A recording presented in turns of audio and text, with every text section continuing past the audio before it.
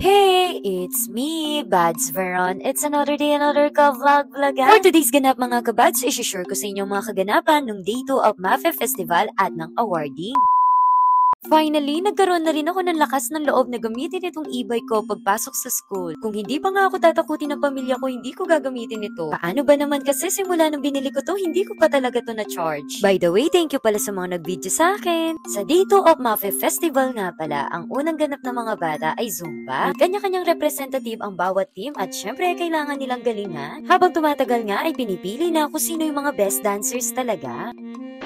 Ay, Diyos me, buti na lang hindi nabasag yung lato-lato nila. Pagkatapos ng Zumba ay nag-stretching na rin ng mga bata para sa volleyball. Habang nagwa-warm up nga sila ay pumunta muna ako dito sa art exhibit para naman may pakita ko kung paano ka-talented ang mga bata. Pagkatapos nga nito ay pumunta naman ako sa isang estudyante ko na naglalaro naman ng chess. O diba, kapag akong pinili mo kahit saan susuportahan kita. Sumunod nga na pinuntahan ko itong mga estudyante kong naglalaro naman ng COD. Dahil nga naglalaro na ang red team ay pumunta na rin ako dito at magpipiling coach na rin ako. Diyos me, ako yung nagpipiling na coach pero ako talaga yung takot sa bola. Pero ito talaga ang sasabihin ko sa inyo, huwag kayong magpalin lang sa akin, hindi ko talaga alam ang rules ng volleyball. Isa pa, huwag kayong nagpapalin lang sa pagbi-video ko, hindi ako vlogger. Diyos me, kahit hindi nga ako marunong sa volleyball, todo support talaga ako sa mga estudyante ko. Kaso minsan sobra lang magpabebe ka ako.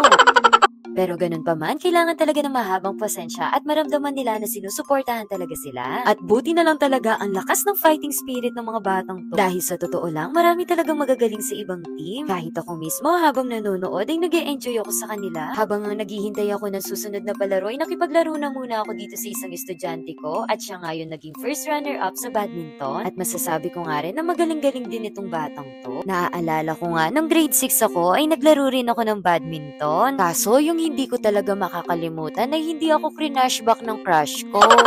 Pagkatapos ko nga makipaglaro ng badminton, dito naman ako ng gulo sa mga naglalaro ng volleyball. At eto naman nga ang mga estudyante ko na gustong-gustong masama sa vlog. Ay Diyos me, akong buriyo talaga sumikat, kailangan biyasa kayong mag-like, mag-follow, ang share po, mag-comment yung video ko. Oh, metong yapaini, may akadwa na yung vlog ko. Diyos me, na-realize ko lang, iba talaga kapag teacher ka, no? Pero kapag kaklase mo sila, hindi ka nila bibigyan ng bola. At ito na nga, nag-umpisa na rin ang palaro para sa mga teacher. At may teacher's edition nga dito sa badminton. Diyos me, sarili ko ang nanay dito, kalaban ko. Nagkataon nga, hindi parehas ang team namin ng mama ko at siya nga'y green team. At dito ko nga lang i-reveal sa vlog ko na talagang minanifest ko na maging kalaban ko yung nanay ko. Joke lang po. Pero maraming salamat po sa Maimpis Integrated School at sa mga co-teachers ko po na binigyan po ako ng opportunity na makapaglaro ng badminton, participate at sumuporta sa red team. Sobrang na-miss ko nga maglaro nitong badminton kaya talaga super na-enjoy ko at in-enjoy ko lang talaga ang court. Kinabukasan nga ay awarding naman ng mga bata. Natutuwa nga akong tignan ng mga batang to dahil simula nung awarding hanggang sa uwian, hindi na nila tinanggal yung medal.